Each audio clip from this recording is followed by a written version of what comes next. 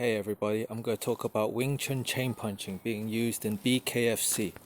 Not long ago there was a fight on the London card. This is when David Round finishes Ashley Griffith. We're going to look at the finish. Round gives him a jab, cross, hook, and then cross, and then now chain punches him to the ground and finishes his opponent Ashley Griffith. This is a rare footage of Grandmaster Ip Man. He is demonstrating chain punching. He also taught Wing Chun to the infamous Bruce Lee. Here we watch Ip Man demonstrate the chain punching in slow motion. Now we watch it at full speed, performed by action superstar Donnie Yen. This is a well choreographed fight scene when Donnie Yen plays the Grandmaster Ip Man. And now I'm going to attempt to explain how David Round uses chain punching in his BKFC fight. Basically what happens in the fight, I catch him, he catches Round, his opponent, he hits him again, you go down a little bit. So rather than what he does here, rather than going the traditional, try to finish him off with uppercuts or hammer fist, he decides to line his center line to his face and chain punch, boom, boom, boom, and finish his opponent off this way. Okay. This chain punching is very good because first, if he does the same thing, bang, bang. If he moves his head, here you can move with him. Move again, move this way, move away, boom. You can move here, follow. So his chain punch is very good for follow. And if his head is down here, if I decide to start doing slug with him like here, boom. First he might have. Normally people have their guard up, so he might hit the side and not hit.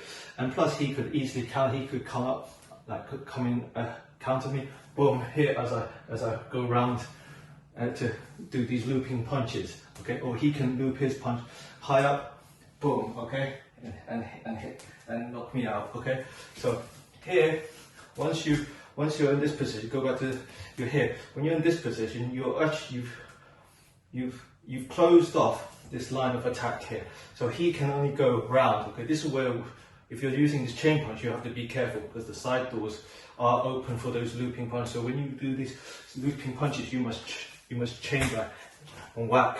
Okay, that is one of the biggest defects of this is the side, because it's very difficult. If you went round to hook, you have to come back. Okay, because you're going around this motion, you have to stop that round motion to go round and hit. Okay, so this punch, this chain punch is really useful in that regard.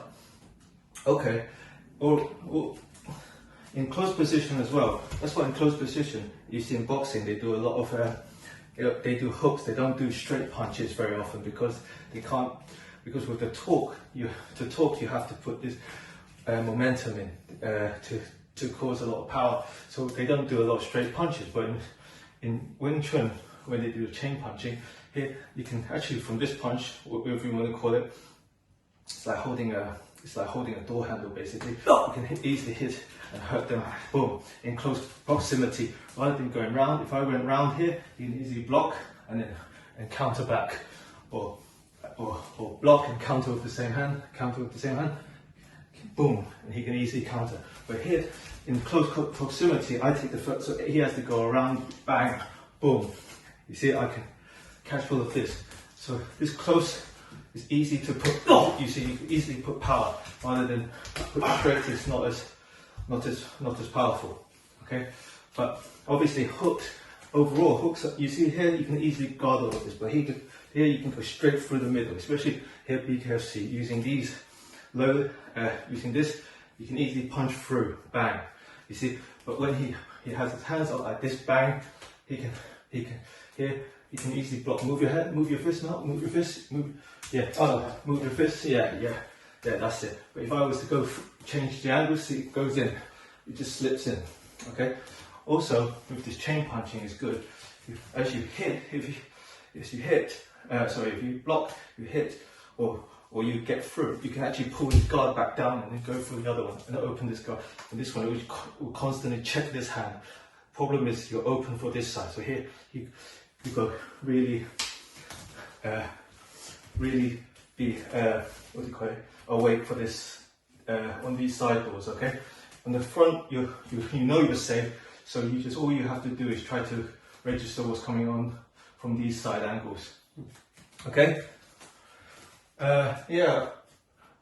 Look, obviously in BKFC with the hands, there's no gloves. You can easily use a lot of techniques. I suggest a lot of Wing Chun guys or JKD guys try to get involved as quick as possible before. Like the BKFC is still new, and the guys are coming in. They're all feeling it out. They're seeing what's up, and they're not as technical as they should be. But they will get to a very technical stage. Like the UFC at the beginning was very.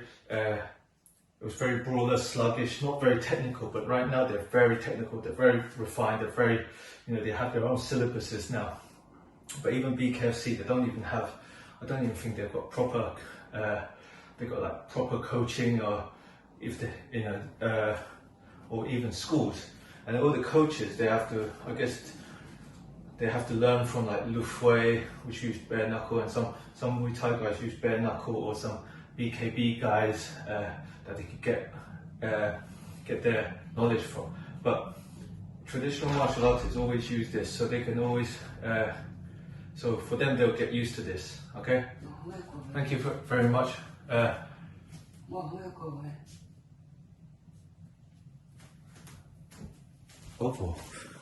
Sorry.